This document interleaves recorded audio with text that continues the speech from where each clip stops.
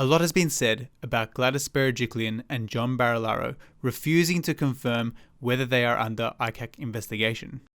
We're asking whether you've been called to give evidence at private hearings. So that's a yes/no? No, as I said, it's inappropriate to comment on any ongoing matters, yes or no, and that's always been the proper way to respond to those questions. ICAC investigation, are you required to give evidence? Is that the reason behind this? First rule of Fight Club is not talk about Fight Club. Remember that from a great movie. Since these press conferences, it's been confirmed that John Barilaro will appear at the ICAC public inquiry, and that Gladys had a compulsory examination held in private about 2 weeks before she resigned. What the media doesn't seem to understand is that most of the time, witnesses can't disclose that they are under investigation until it's been publicly announced. Section 112 of the ICAC Act allows ICAC to make a direction that the fact that a person may be giving evidence at an examination or inquiry be subject to a non-publication order. Contravening this order is punishable by up to 12 months imprisonment. In any case, the hearings have now begun. Hopefully, the media spends as much effort focusing on what comes out as they did trying to find out whether there was an investigation in the first place. Gladys hasn't appeared yet, but ICAC showed an interesting clip to get things started. So enjoy this appetizer. Right, that at that point in time you suspected that Mr. Maguire had been engaged in corrupt conduct? I didn't know. I couldn't make any assumption at that stage.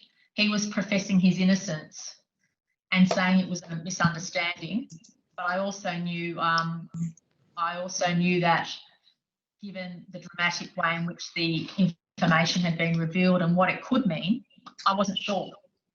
But under the circumstances, given he was a parliamentary secretary, I thought it appropriate to ask him to stand aside until the matters were investigated.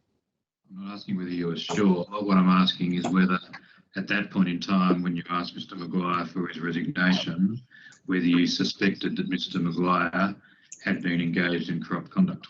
I didn't know. I'm not asking whether you knew. I'm asking you whether at that point in time you suspected that Mr. Maguire was engaged in corrupt conduct or had been engaged in corrupt conduct. I didn't know. I didn't know what. I was in shock. I didn't know what to think. I didn't have enough detail. I hadn't read what was happening. I can't remember what I thought at that time. Let me ask it precisely.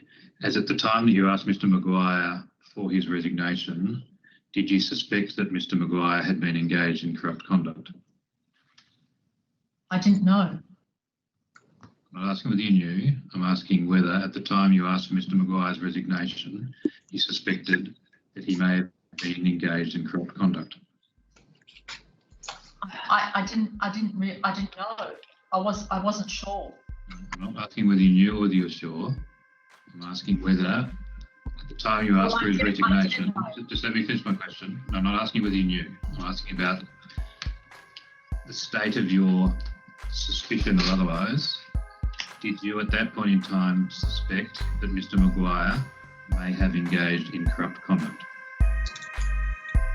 No.